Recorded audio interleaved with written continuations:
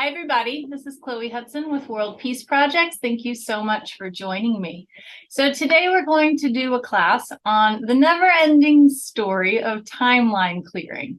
So I have been thinking about this a lot. This has been coming up for probably years with clients.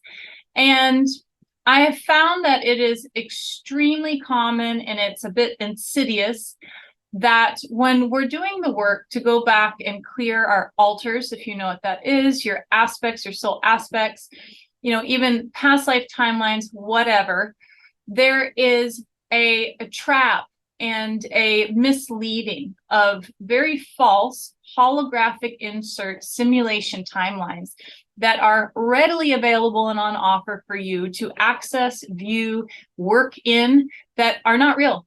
And I want to go over this because it is a never-ending loop that cycles you in and can often cost you a lot more emotional turmoil, trauma, and leading you down false narratives. And it can be highly addictive. So we're going to start with what am I exactly talking about? So depending on your language, you might call this past life regression. I term this reverse engineering timelines. I have a course on this. Maybe you have emotional or memory recall. Maybe you access the Akashic records or you work with healers that do. This is also falls under remote viewing altars, scrying with crystals that reveal timelines and stories. This can also be a part of it because often crystals are falsely programmed because they're simply data computer memory banks. This is also a huge, huge issue with the epidemic of the false twin flame narrative. This is soulmates, karmic hacking, etheric partnerships, karmic loops. And this one is really imperative to focus on because I find this so often. I've been down this road years and years ago that you fall into these false narratives because you're chasing the fantasy or, riding the emotional wave of an etheric partnership. Maybe you even know them in the flesh, but you're looking at the energetic relationship, which is very different in this scenario than the physical relationship. So what's actually happening? Well, this is frequency signatures of root wounds. They're accessed through the sims and the programs, the apps that are running now in the AI simulation. So, back in the day, this used to be technology where the humans kind of did a lot more direct manipulating through it when it comes to covert programming. So those behind the scenes, what I like to just generally term the controllers, had more hands-on work with this. So it was easier to spot. But just like technology progresses in all avenues of life, so does the technology running these apps and simulations. These algorithms are highly technical. They're very impressive, and they can be very difficult to spot. Which is why it's such a big issue right now, because the frequency signature is so much more clean compared to how it used to be. So it's more difficult to suss out, but I'm going to attempt to help you do this at this time. Now, this is not by any means an exhaustive understanding of all of this. There's probably an infinite amount of variables in different ways this can go, but I'm just putting in a huge chunk for you guys here of what you can look at and maybe things you can spot. Now, a common thing that happens with the covert programming, so we're talking about my more intermediate advanced viewers here, is when you go to access these altars or reveal what has happened to you, there are booby traps and back doors that have been installed into your consciousness, into your psyche, your emotional bodies, what have you. And you may open into, unbeknownst to you, or maybe you're viewing it, what I term as a hall of mirrors. So I've done this with one of my advanced clients, and I'll give you an example of her story here in a little bit. And I've done this with myself. It's like etherically, literally stepping into a hall of mirrors. And, just like when you do it, like the fun house or the circus, you might look completely distorted in this one, or this mirror creates some kind of a mesmer illusion of your beauty or what have you.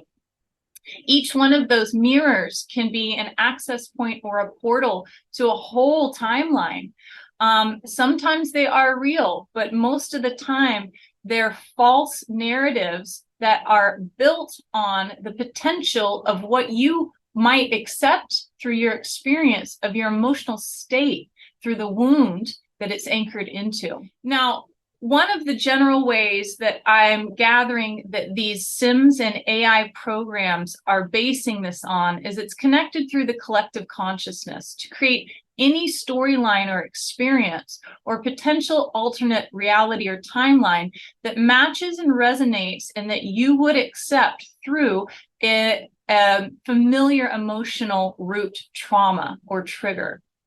So a fantastic example of this is the show, I believe it's on Prime, it's called The Peripheral.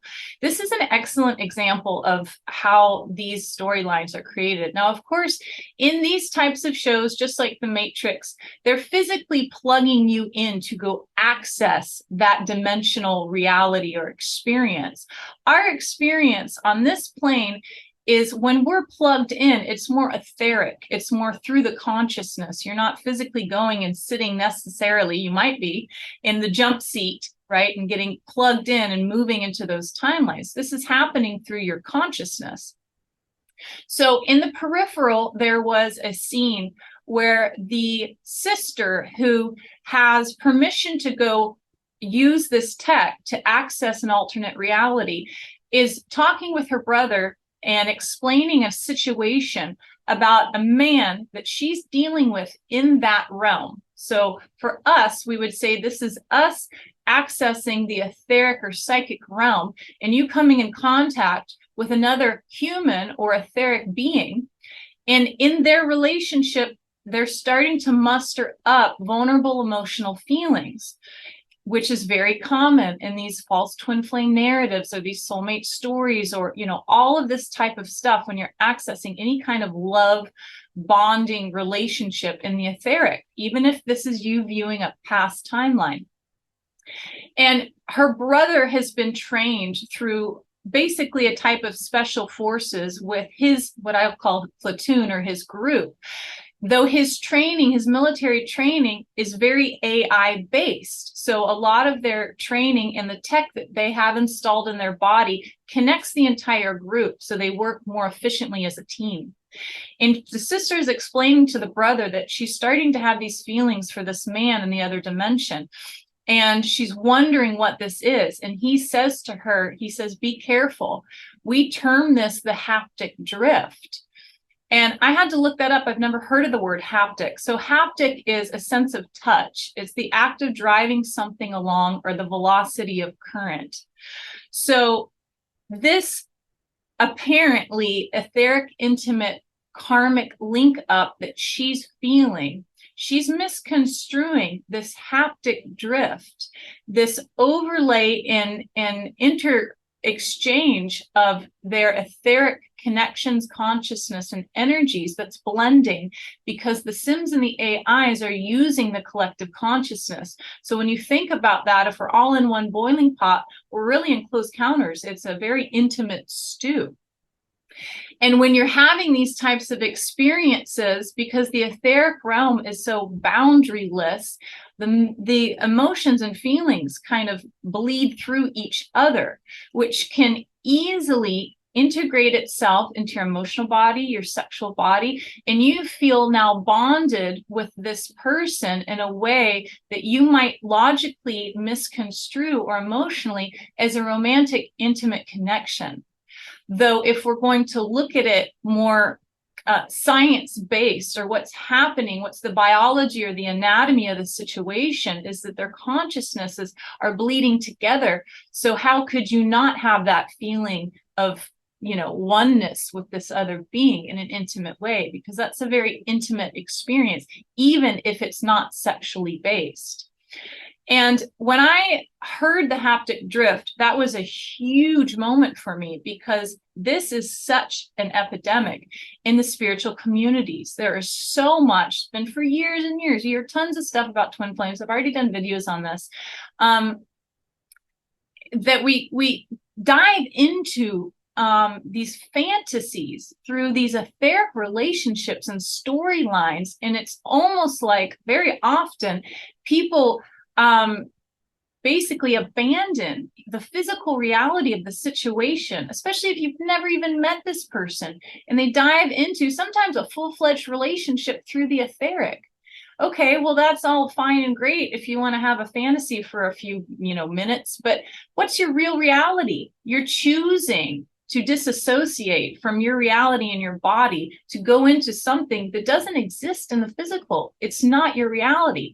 Yes, that's important, and it has merit if it's even a real timeline, though it's not your here and now. And your here and now is where the power lies. It's the only place that you can truly anchor the difference. You have to be fully present in your being in your body while you're doing that work to make significant change. So the experience of this is being siphoned. There's an impulse for you to track more shadow emotions. Now, for people like me and a lot of my clients that were supremely dedicated to doing the work, this is a very slippery slope because it can easily and quickly turn into an addiction or a compulsion to constantly seek out more shadow emotions, do the work, do the work, do the work.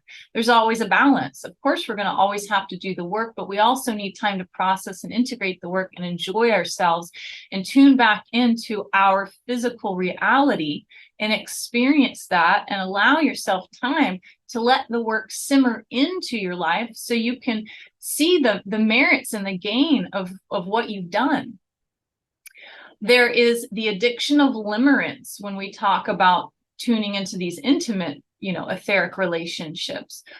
Limerence is defined as an involuntary state of intense desire. I'm going to term this a compulsive fantasizing. I'm pretty sure most of us have gone into some state of limerence in our life and or are currently doing it. It's basically when you're in that la-la land of somebody that you're passionate about, even if these feelings are not reciprocated and they're just kind of taking up space in your mind. You find yourself dazing off throughout the days thinking about it, and it can feel really nice. It's highly euphoric, but again, it's not grounded in your reality. And so it's pulling your attention and your life force away to some possible, maybe even potential experience, or just daydreaming in your fantasy of what you desire with this person.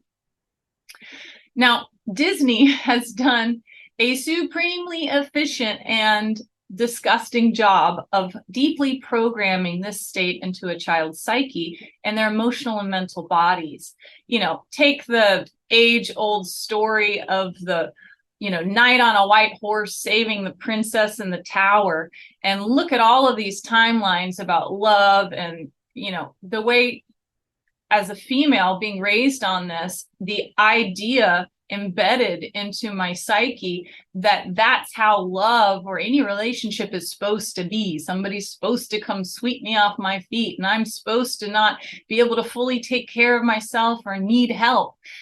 This is a really, really efficient and very unfortunate programming that's continuously happening. It happens to adults too in all of these romantic films. Though this sets a very efficient foundation for these AI timelines or potentials to slip in, and you can access them and go through any vein of fantastical intimate relationships or experiences because you've now anchored in a belief system that is a potential reality or what you're meant to experience.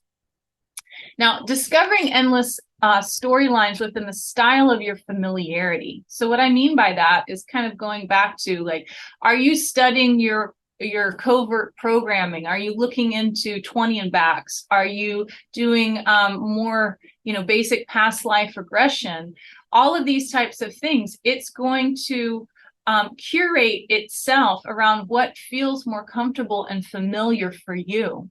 Now, examples of these false timelines. Okay, so a big one that I've talked about plenty is the basic false white light timelines. Now, this is such an intriguing experience down this, I'm just going to call it like a pseudo spirituality at this point, because it is this very daydreamy, disassociated bubble wrapped in something twinkly and sparkly that's immediately mesmered you, and it has completely disassociated you, to move into and feel safe with, and feel even, spiritually inclined to continuously offer yourself self-aggrandizement.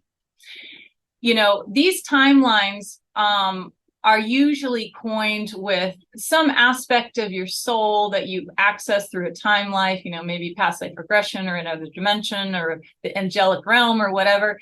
And you view your timeline and maybe, go into that version of experience that you are some form of an epic being.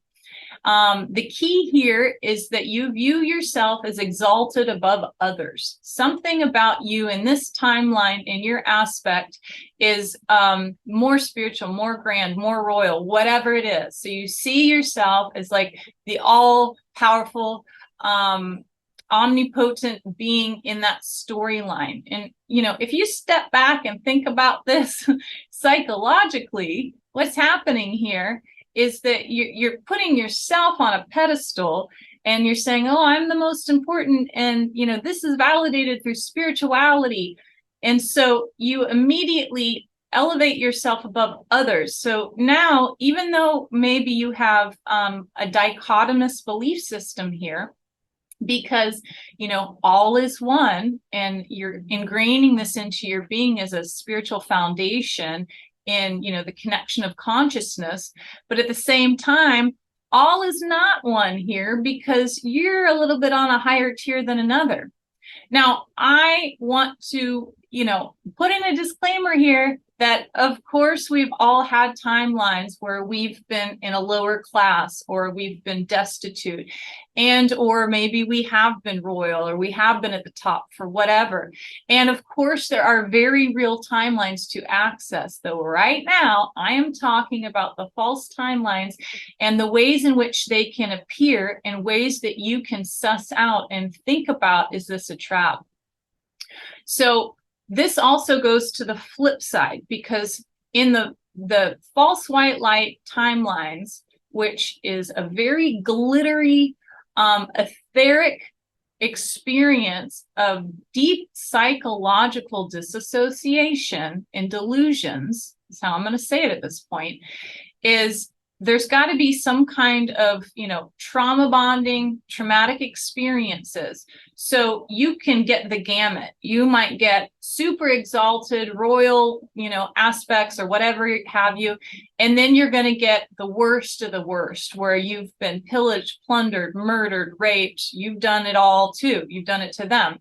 Now, again, this can all exist, and probably does all exist, but they're still going to access these types of extreme timelines and experiences. So if you're constantly doing this, and these are the only timelines you're accessing, it's some kind of extreme experience, then you might want to check this out. Because to tell you the truth, while that is very possible, and those timelines, if they are real, need to be viewed, for the most part, when I have viewed at least 60% of timelines through myself and clients, if I'm tracking their root emotion or my root trauma, the timeline, or the snippet in time, rather, I should say, that I'm going to go into where that emotion initially anchored, whether it was in this lifetime or another lifetime or another dimension, it's going to be an experience that was very important to that aspect, but it wasn't necessarily some huge traumatic event. It may have been, but we all have moments constantly where we're anchoring these emotions because somebody said something to us or did something off kilter. That can be enough to anchor a very extreme root experience because of the emotional role we go through. So if you're only getting access to epic timelines, whether, they're exalted or they're destitute, you check what's going on, because there should absolutely be a huge chunk in the middle of more, gray experiences that aren't so fluctuating in the adrenaline or the horror or the passion or the greatness or what have you.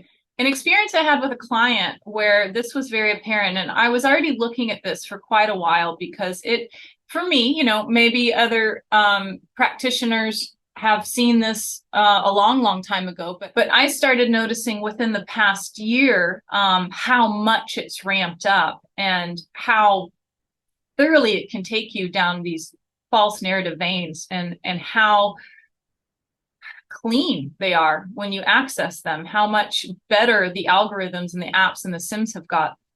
So a client comes to me who, she's a spiritual warrior. She's been doing the work. She's super dedicated. She does it every day. I would take her on an intermediate, starting to go up to advanced level. And, she's also a recovering addict. And she says to me that, because she's got a very open, clear access. And she says, I've been having so much trouble. I can't get this Cthulhu, this encephalopod, off of my crown. Now, if any of you that don't understand entities, it's fairly common for the encephalopod etheric beings to access in. They're very intellectual. They're very smart. A lot of them are just AI. And they like to, plant themselves on your crown. Then they use their tentacles to access your different vortexes or chakra zones and do their work, siphoning, programming, whatever. The Cthulhus are very powerful. They're not to be taken lightly, and they can be very difficult to get rid of. And when you do get rid of, they often come back because they're really good at what they do. So she's got, she's seeing etherically, she's got this encephalopod that's on her, anchoring onto her crown, and it's been siphoning her. And she's telling me, she's doing tons of work on it every day, and it just comes back. It comes back. So she's moving through these endless timelines. Her propensity is to access into a timeline that has an angelic etheric base, because she has made a lot of connections and contact with one of her angelic aspects. Now, she's feeling really downtrodden because it's just endless work and it's exhausting, and she can't find a way to defeat or get rid of this entity. So it's causing her an overwhelming feeling of being stuck, feeling mired, and needing to constantly be in this, almost compulsive frequency of clearing. She's defensive and she's fighting not to be defeated. Well, this is a supreme state for looshing. Looshing is the word we use for when they're siphoning our energy. Loosh is the specific etheric energy that these entities in AI like to feed on. That's why they call it the feed, the news feed, the media. This is all looshing your energy. So this siphon is draining her, and the main feed of the siphon now is her energy of being stuck and mired and constantly doing the work. So she's constantly tapping back in and giving more supply to the feed. So her perspective is on the emotional state that she's looking for of the root trauma, but the outcome that's desired by the entity is simply the feed of her feeling defeated and constantly tapping in and doing the work.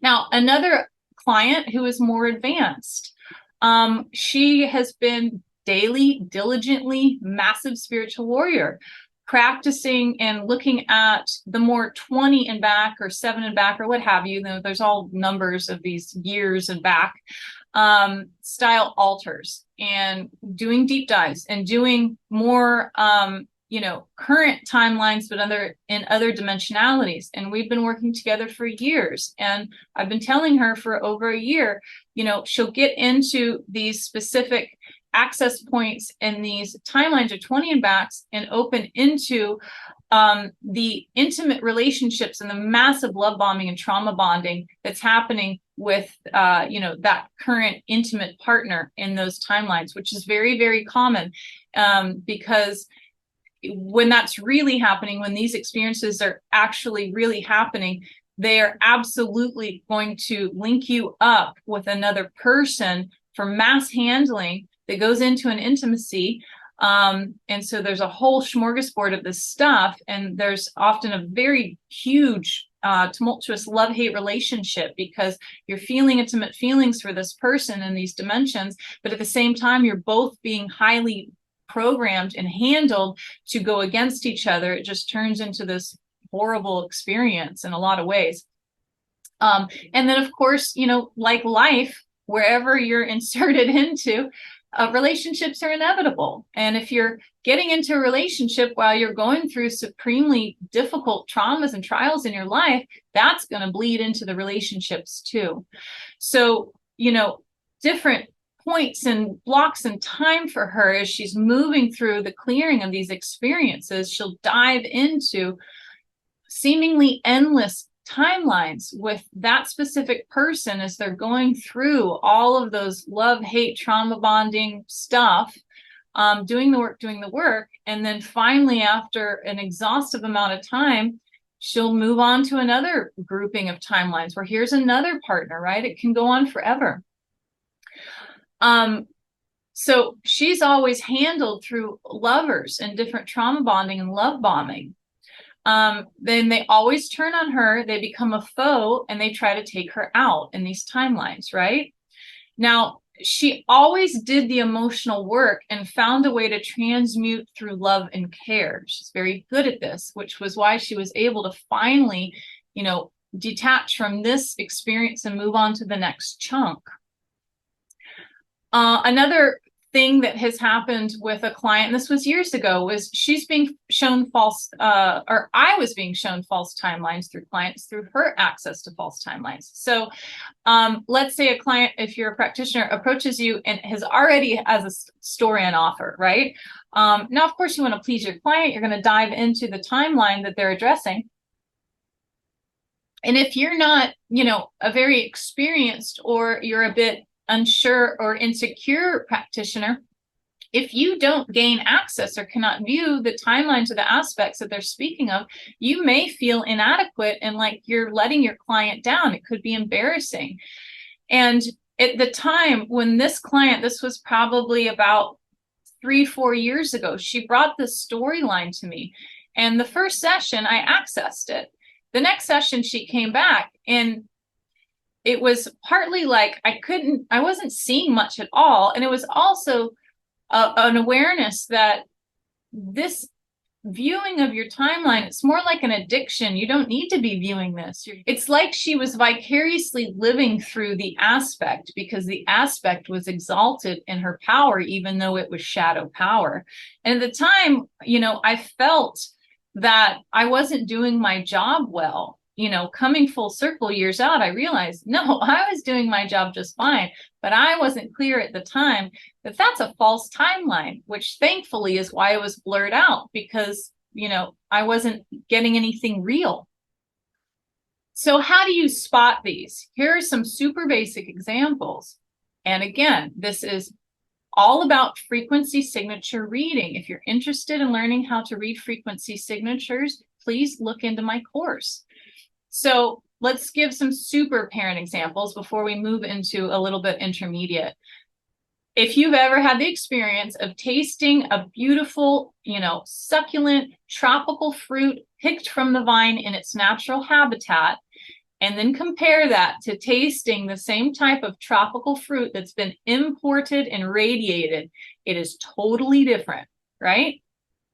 If you know about the sun simulation, think about the warmth, the color, the feeling of the sun 20 years ago or even 10 years ago compared to the color and the feeling and the heat of the sun now, right? Very different. This is absolutely like virtual reality. A lot of people have had these experiences now with the virtual reality headsets to the real life. It's a lot more advanced when you're going into these timelines, but that feels so real. And then you take that off and you're like, whoa, here's the real world. That's a very matched frequency signature, just at a very different level of the technology. This is the spirit signature compared to false guidance, which can be very difficult to do if you do not know thyself, or you're still very disassociated because you haven't done a lot of the real work, which is very unfortunate because you can go down, and I did this. I've been doing this work, guys, for 20 years. For years, I went down a mass path of these false timelines. I still have to look and suss out immediately, what am I accessing or what's being shown to me? And so you do a tremendous amount of work, but unfortunately, it's not real work. You gain the experience and the wisdom, and you do learn, but you may not be accessing and uprooting your real, natural emotional traumas or roots. Solutions to this. We must heal the karma and the looping patterns throughout life in the authentic timelines. Okay, now this sounds like a catch-22, right? Because I'm saying to you, here's all these false timelines. Go find the real ones and do the work. But of course, you have to do the real work, because the reason these false timelines are not being spotted is because the real work hasn't been done yet. So if, you know, your order of events is to learn the frequency signature of the false ones so that you can know the true ones, awesome, do that, and then dive into the true ones. Root biological timelines have a very different frequency signature. So comparing a past timestamp or moment in your life that you consciously remember to a viewed etheric timeline. So take some kind of a memory, and match the emotional experience or weight to an etheric timeline that you're viewing, and compare and contrast the frequency signature of both of these, because you know this happened, right? Yes, I know that false memories can be implanted. Pick something that you trust and know is real, and compare the frequency signature, the feeling, the memory, the experience to an etheric timeline that you're viewing. What's different?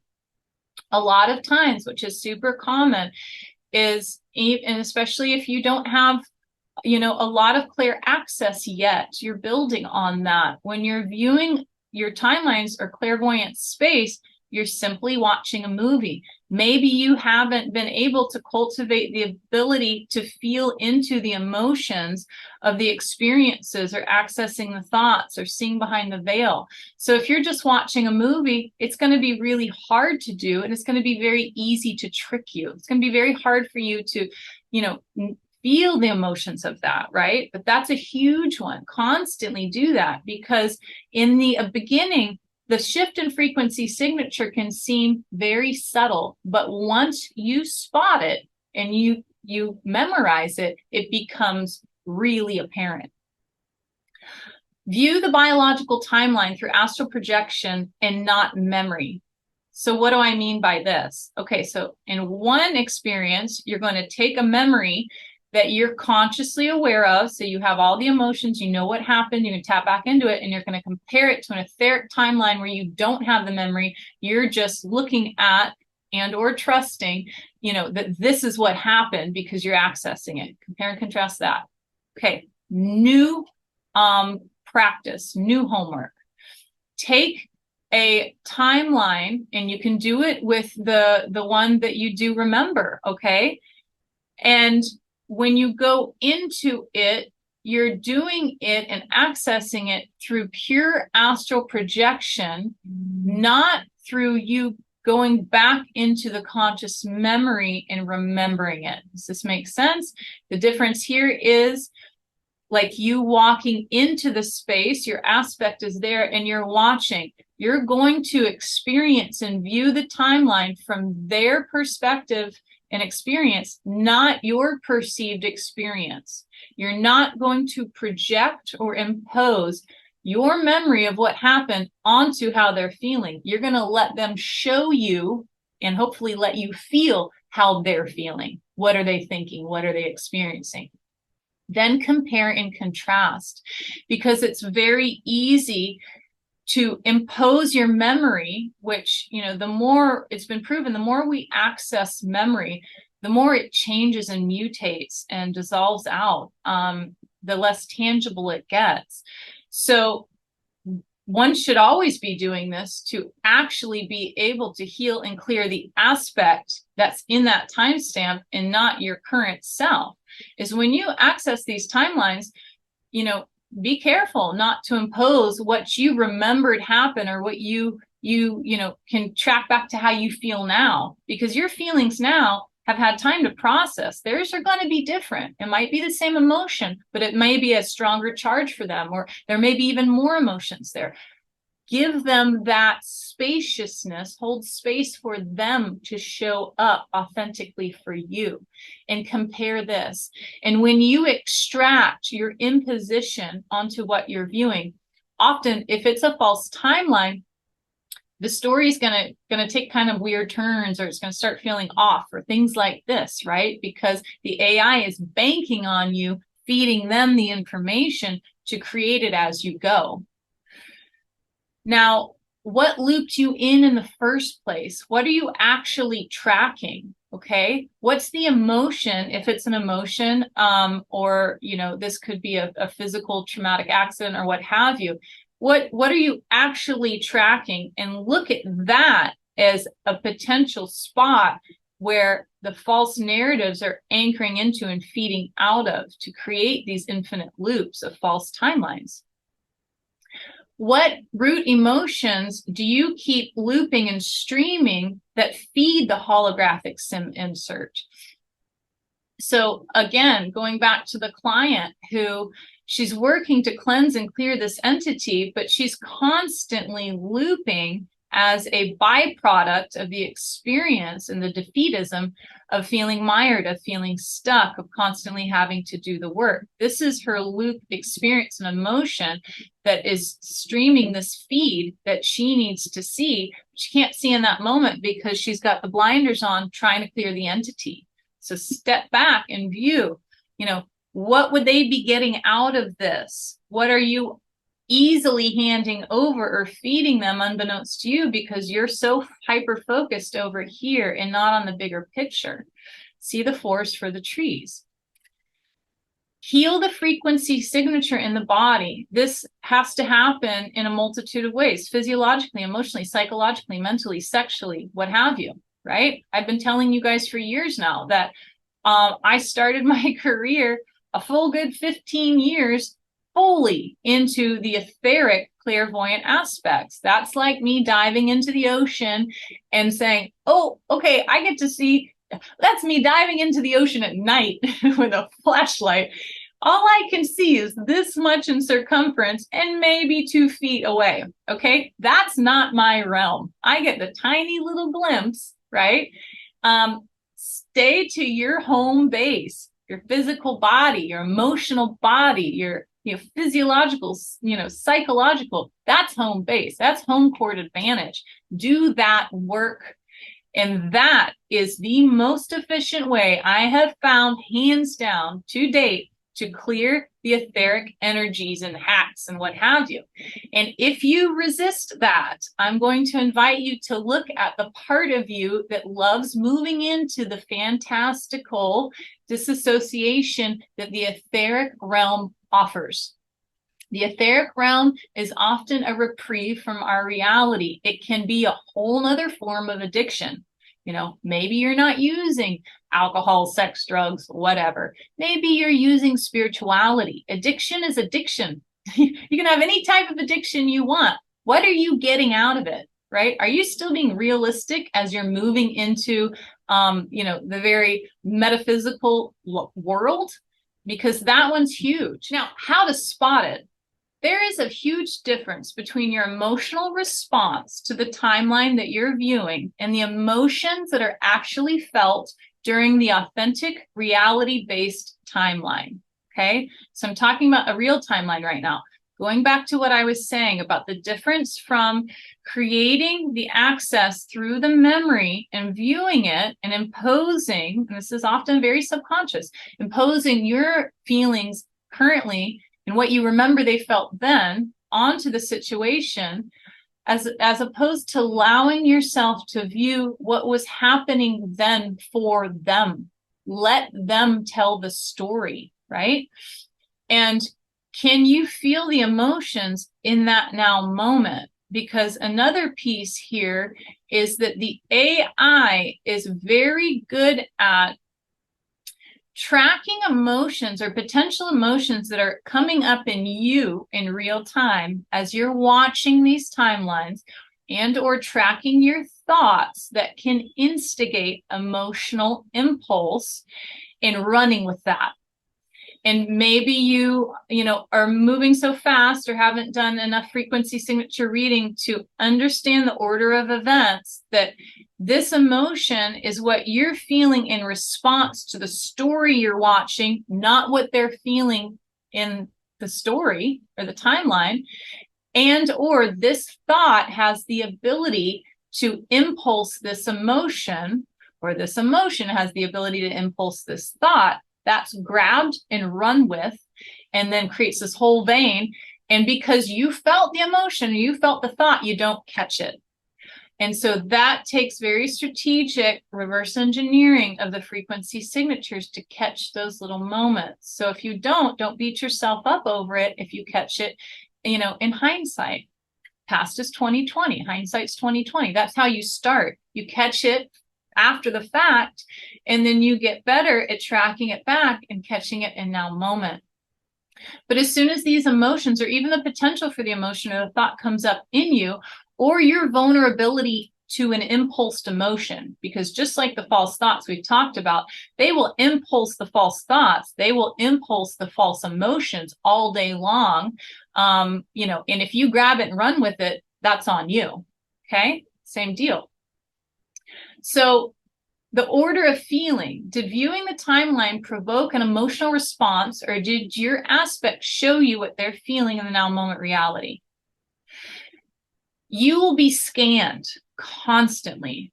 You are being scanned constantly for easily triggered emotions that get mocked up.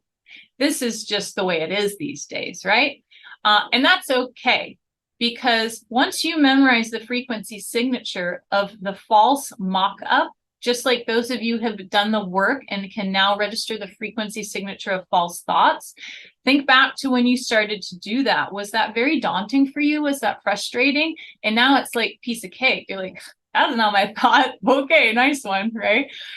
It's the same for tracking the emotions. In the beginning, it might be a little bit daunting or overwhelming or, elusive, but once you get it, you've got it. And you're gonna constantly be able to track that. Emotions are a little bit more precarious than thoughts, because a thought is a clear-cut statement, right? An emotion is more like the ocean. It goes into different veins, but that's why it's so important to study your emotional body and learn your interoceptivity, which I'll go into in just a second.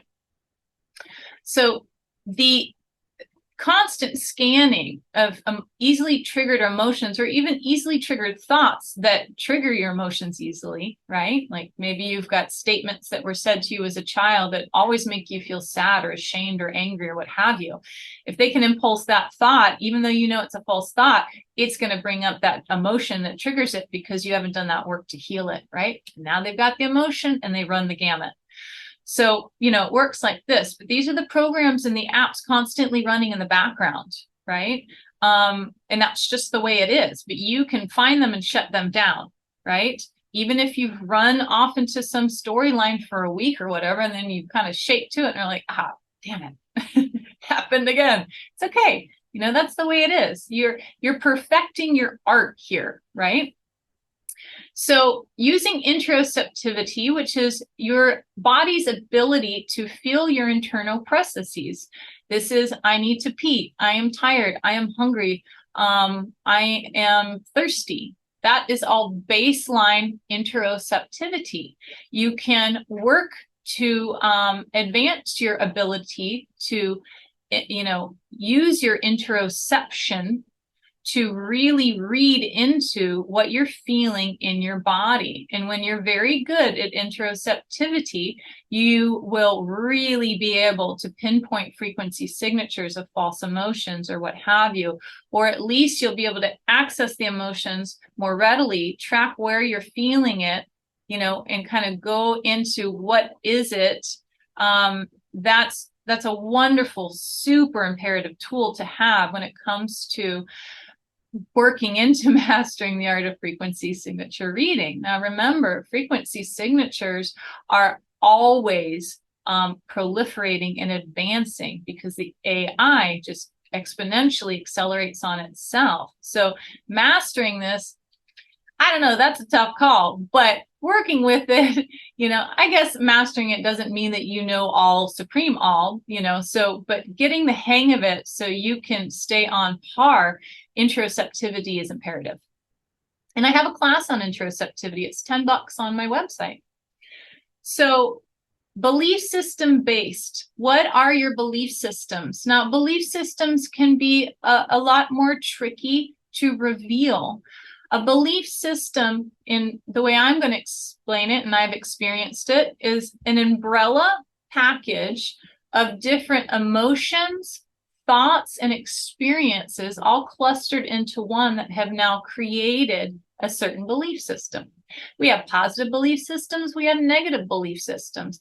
And in order to, usually the way I have revealed belief systems is reverse engineering it. Usually I find a belief system through tracking the emotion, and then I find the cluster of emotions, and then I find the thoughts around that and the experiences that instigated these thoughts and emotions.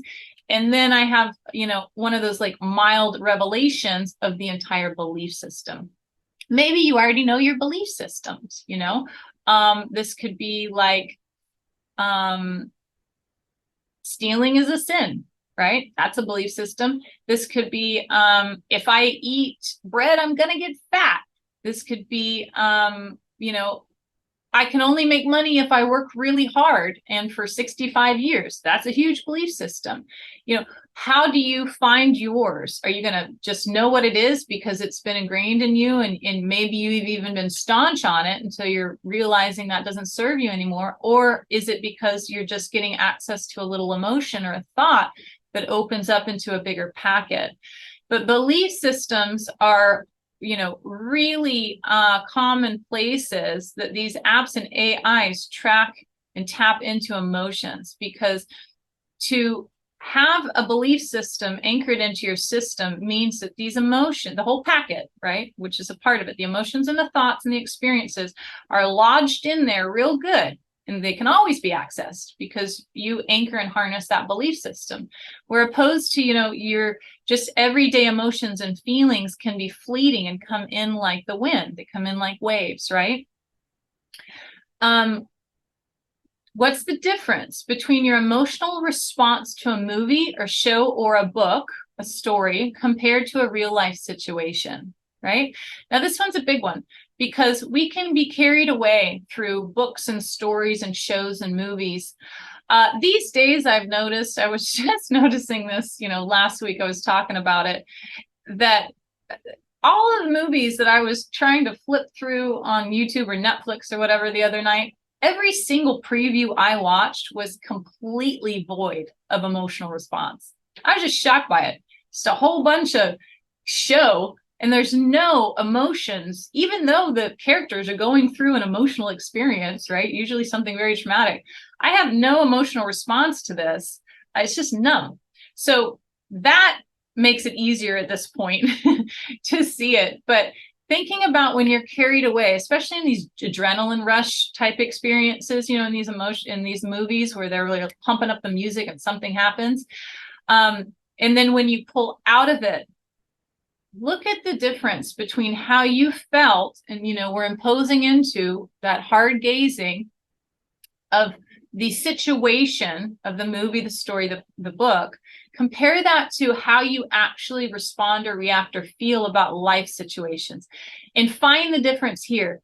Please find the difference here, regardless of your tracking false timelines, because that is a huge feed of looshing from your emotional body. When you're allowing the stories and the TV shows and the movies to be very real for you in your emotional response, you're processing it and experiencing it as real life. That's a complete permission, that you accept this feed as reality, right? You're giving permission. We're giving permission. I do it too. We all do it, but that's what's happening. So what's the different frequency signature? There is a very big difference, once you get it, of real life experiences and emotional impulse and feelings to emotional reactions triggered through media and books and what have you.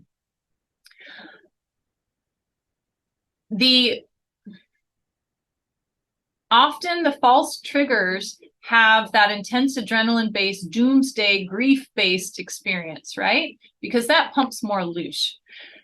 Real-life emotional responses are often slower to reveal.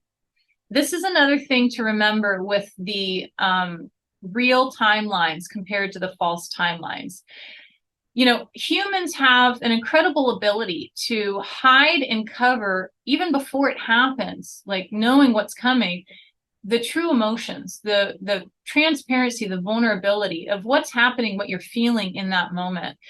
It can often take time to unpack how you feel. Something happens. Maybe you need time to process it. Would it shock you? Does it not anchor in? Was it such a big deal that you disassociate and move out of your body? Do you immediately react and go into some kind of a protection mechanism of anger or defense or coldness? All of that, which is supremely common for all of us, covers up your ability to access the authentic feelings or emotions that mechanism or those mechanisms are meant to protect.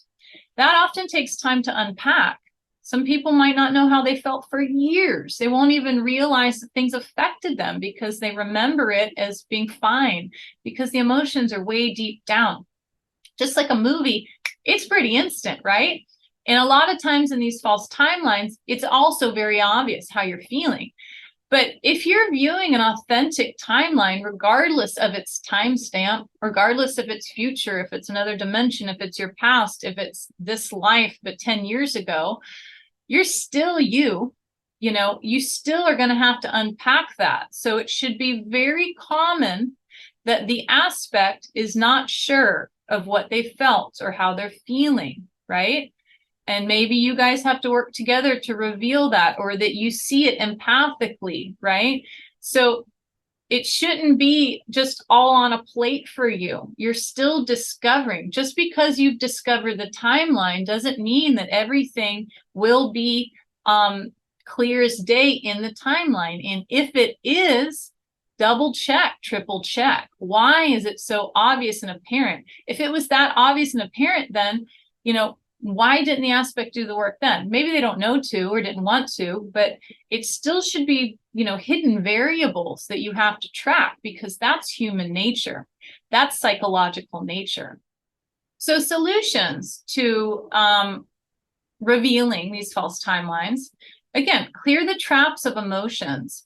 And I would advise, like I already said, do this work outside of the astral space. Do it in emotional clearing modalities. Do it in kinesiology. I freaking love kinesiology for clearing.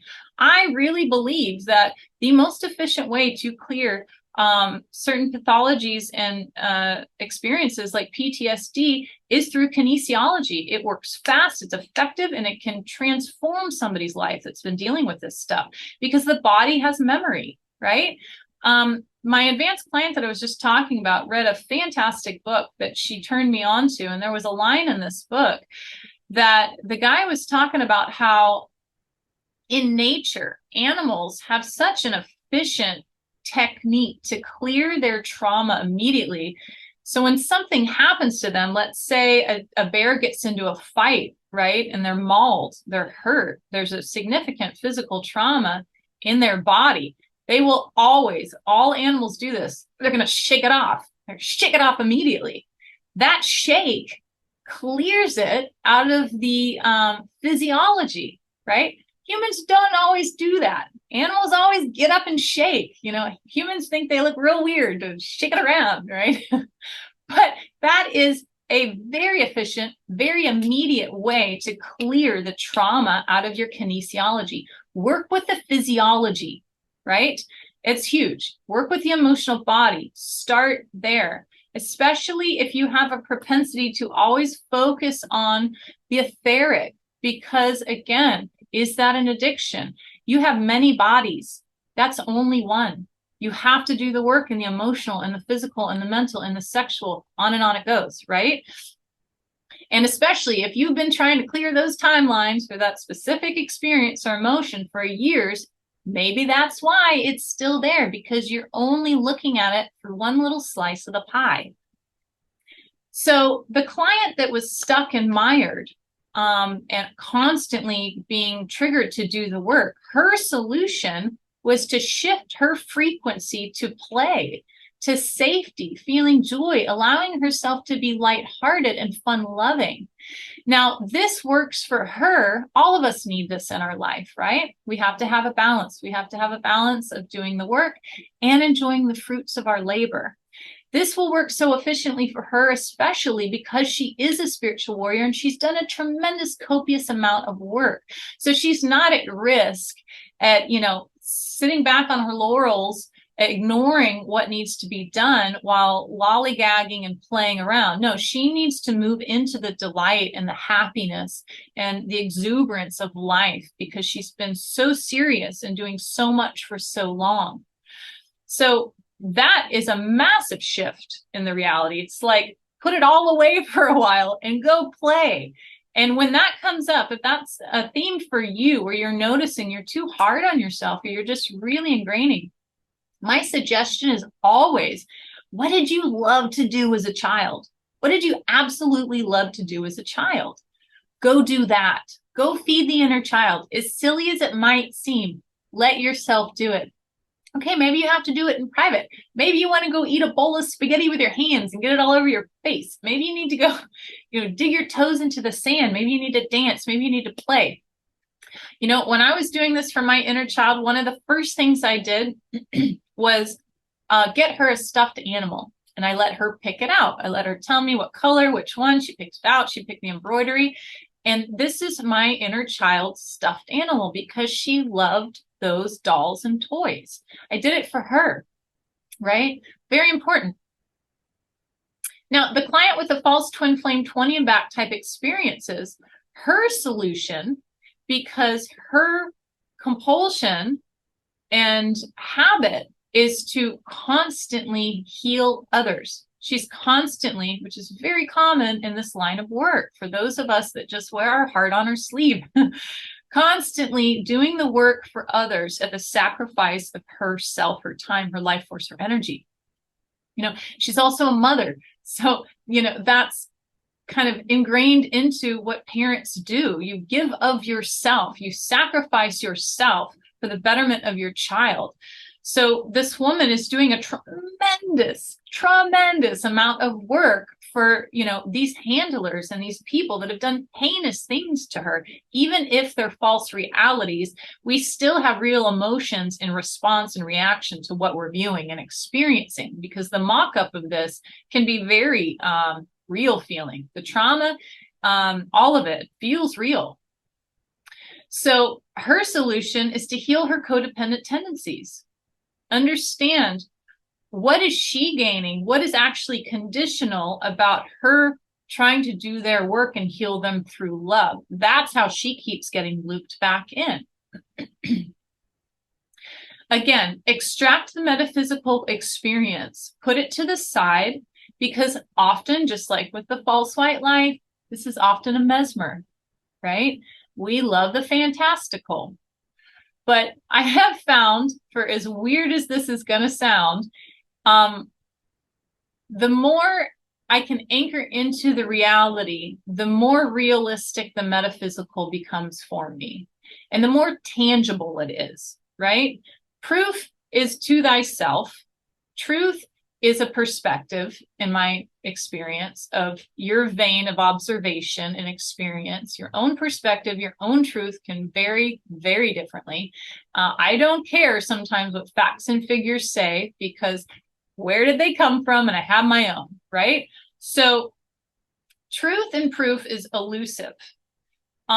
Metaphysics has forever been ostracized because of the lack of reality physically based proof, which is so ironic, right? Because the definition of metaphysics is out of the physical, tangible reality. But nonetheless, how do you make this real in the experience, in the information for you? It's so elusive that it can often take you on a ride into ridiculousness or just outlandish stories, which are great for, imagination and creating works of art and possibilities. Though, what actually happened? Even if it's not this physical reality, even if you're accessing another planetary timeline or another dimension, what really happened in that reality? That's what you want to access. Now, in order to be able to do this, you must compartmentalize the experience, okay? Take the experience, back off, observe, understand, and analyze the psychological patterns. If you are able to back way out when looking at the epidemic of the false white light, twin flame false narratives, the covert programming, the trauma bonding, the handling, all of these things, take away all of the spiritual aspects of it and see the psychology of it. Very apparent very quickly will be disassociation, love bonding, love bombing, trauma bonding, psychopaths, narcissistic tendencies, delusions of grandeur, codependency, triangulation, all of this. It is mired in it, and it is covered in a fantastical mesmer for you to ignore what you're doing or experiencing or have experienced. So can you extract the fantasticalness, the etheric, the mesmer, the belief that, you're this supreme being that is viewing that and experiencing it from an ego level, okay? And look at the psychology. What's happening? How are you feeling? Okay, are you off on some tangent with a twin flame etheric partner in fantasy zone? And meanwhile, you're so out of your body that you're broke and you're not making money and you're sick and you're crying every night because they're not physically with you. There's some psychological issues there. Get real, get grounded. Is that actually how you want to live your life? Or are you living your life for the fantasy, which is usually what's happening in the false white light and these covert programmings? It is loaded with textbook trauma bonding. It is loaded with issues of self-worth, of abandonment, of addictions, and limerence. Can you see that? Back up and look at your life. Is this how you want it to be? Is this belief, this clairvoyant view, this timeline, these perspectives, are they even serving you? Are they causing you greater pain? But you're doing it in the name of getting to some ascension, right? Your power is in the here and now. Are you living your life for some, potential ascension experience that right now is not even, your happiness or your joy? I get long-term goals. I understand all that. That's important. Though here and now is the only place you change and make the difference. In other words, get real, because that's how you do the work. So if you guys have any questions around assisting you in revealing false timelines, or you want to book a healing or take a class or a course, check out my website, worldpeaceprojects.global. Thank you for liking this video. It takes you half a second and it really helps me. I love you guys. Appreciate you. See you soon. Bye.